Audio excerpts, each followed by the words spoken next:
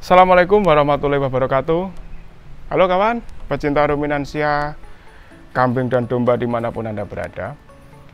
Kali ini saya akan membagikan informasi atau wawasan mengenai cara pengeringan bahan hijauan yang nantinya dibuat untuk fermentasi kering. Sebelum melanjutkan video ini, bagi teman-teman yang baru bergabung, silakan subscribe dahulu. Kemudian jangan lupa tekan tombol logo loncengnya agar selalu mendapatkan informasi terbaru dari channel Pulung Biru. Mas, bisa dijelaskan bagaimana ini untuk cara pengeringannya bagi teman-teman yang belum tahu mungkin ya, belum paham. Jadi di sini proses pengeringan kan ada dua macam. Ya, silakan, monggo. Ya teman-teman peternak, juga Mas Agus, begini Mas Agus dan teman-teman peternak. Untuk pakan olahan sebenarnya itu yang paling penting menurut kami itu adalah tingkat kekeringannya, tingkat kekeringan dari bahan itu. Menurut kami juga semakin kering bahan itu sebenarnya semakin bagus di tingkat tertentu ya tentunya, terutama untuk hijauan, terutama lagi untuk breeding.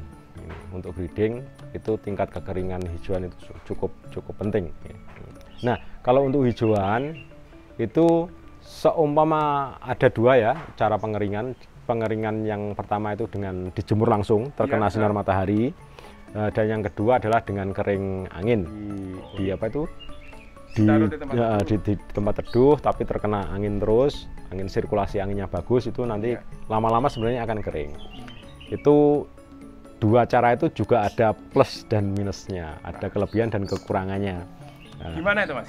Kalau yang kering sinar matahari, itu keuntungannya ketika kita punya hijauan yang banyak, itu sebaiknya kita keringkan sinar matahari, karena kan cepat. Kalau di musim kemarau ini nanti setengah hari aja sudah cukup. Nah, tingkat kekeringan itu sudah ideal. Kalau kita full kena sinar matahari, kita jemur sekitar jam 8, jam 11-12 itu sudah dengan tipis ya, cukup tipis lah, itu sudah cukup untuk tingkat kekeringan. Itu plusnya itu, kita bisa mengeringkan dalam jumlah yang banyak sekalian, karena setengah hari sudah.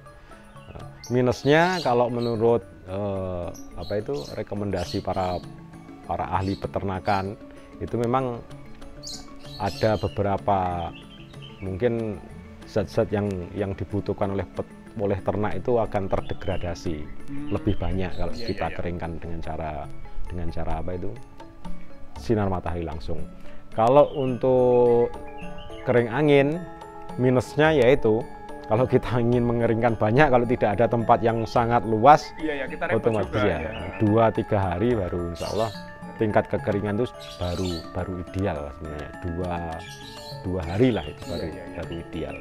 Tapi plusnya kandungan gizinya masih relatif bagus. Masih utuh gitu Mas. Masih utuh. Nah, terus sekarang gini Mas. Dari hijauan jenis apa saja yang bisa digunakan untuk bahan pakan fermentasi kering? Jadi gini, maksudnya hijauan jenis apa yang bisa dikeringkan? Jenis hijauannya ya. Iya, atau mungkin rumput lapangan, jenis apa? Sebenarnya kalau jenis hijauan ya yang direkomendasikan untuk pakan ternak itu semuanya bisa. Bisa ya?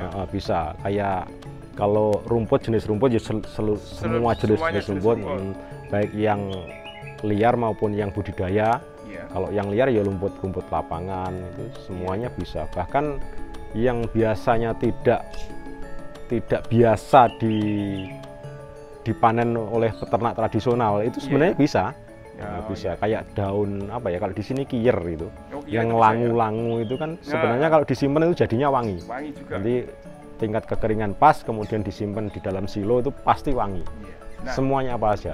Jenis rumput ini ya. Yang kedua kemudian jenis daun-daunan tapi yang bukan legum, kayak gemilina, terus kemudian rambutan, kelengkeng, terus mauni, itu semuanya bisa. Dan dari matoa itu bisa. Kemudian jenis legum, yeah. keliri sidi, lemtoro, turi, indigo vera, itu semuanya bisa. Sebenarnya seluruh jenis hijauan bisa. Jadi gini Mas, terus kan ada beberapa dari teman-teman yang bertanya mengenai daun singkong, daun kelapa. Itu kan ada yang mabuk, katanya bisa menyebabkan kematian tinggi. Terus untuk cara agar ternak kita tidak mabuk, tidak keracunan atau mengakibatkan sampai kematian ya, itu seperti gimana Mas cara pengolahannya? Ya dijemur itu tadi, dijemur atau dilayukan. Sebenarnya ilmu ini kan sebenarnya sudah dipahami oleh peternak, ya istilahnya mbah-mbah awake dhewe kan gitu, mbah-mbah kita. Le nek golek pakan aja langsung kok pakane. Oh iya iya. Wayokno dhisik itu kan istilahnya dilayukan dulu. Dilayukan dulu. Jadi nanti racun-racunnya yang ada di itu lebih dulu menguap daripada airnya. Kalau dikeringkan semuanya bisa untuk pakan. Insya Allah aman. Jadi intinya semua bahan pakan, jenis hijauan, ramban atau rumput yang mengandung racun bisa mengakibatkan ternak kita mabuk. Kalau kita keringkan berarti itu masalah selesai, aman. Selesai aman, insya Allah. Teman-teman bisa disimak, bisa dipahami begitu cara mengatasi pakan yang membuat ternak mabuk dengan cara dikeringkan. Terus gimana lagi Mas untuk masalah pengeringannya? Ya kalau pengeringan seperti yang tadi saya jelaskan bahwa ya ada dua jenis itu. Nah kalau kita menggunakan selep, alangkah baiknya kita giling dulu, kita jemur atau kita jemur baru kita giling. Oh gitu. Ya. Kalau menurut kami ya, kalau jumlah banyak ya, banyak itu mending kita chopper dulu, chopper dulu dengan ukuran tertentu baru kita keringkan. Yang ideal seperti itu kan, bisa kita dalam jumlah yang banyak. Nah kemarin yang kita sampaikan bahwa kenapa kita siap keringan, bahan kering itu salah satunya untuk mensiasati itu. Ketika nanti musim penghujan itu datang, itu hijauan pasti berlebih, sangat berlebih. Dan itu cuaca juga tidak memungkinkan untuk, tidak mesti. Iya, tidak sangat itu dengan jumlah banyak itu tidak mesti. Kalau memang kita bisa mengeringkan, kita keringkan saja.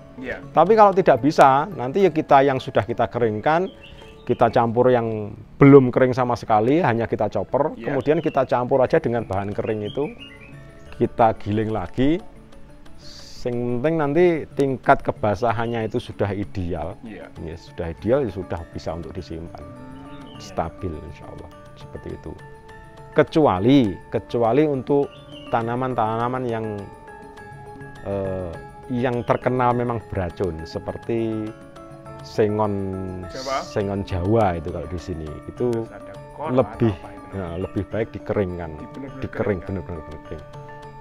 Itu kan karena banyak kejadian di sini, terutama untuk musim penghujan itu kan pekat sekali tuh, sianidanya kira-kira pekat sekali sehingga konsentrasinya racunnya itu pekat sekali kalau musim penghujan itu. Ya kalau bisa ya kita hindari lah, karena kita bisa pilih yang lain kalau musim penghujan kan banyak. Tapi seumpamanya itu kita punya banyak, keringkan saja, kering pasti insya Allah aman. Kita sering ini sini kalau ada yang motong daun sengon itu kita ambil, tapi kita keringkan nanti kita giling dalam keadaan kering. Baik sahabat ternak, demikian yang bisa saya sampaikan untuk informasi mengenai tentang pengeringan pakan ataupun mengenai konsentrat atau mengenai hal-hal apapun yang lainnya. Ditunggu saja untuk video berikutnya.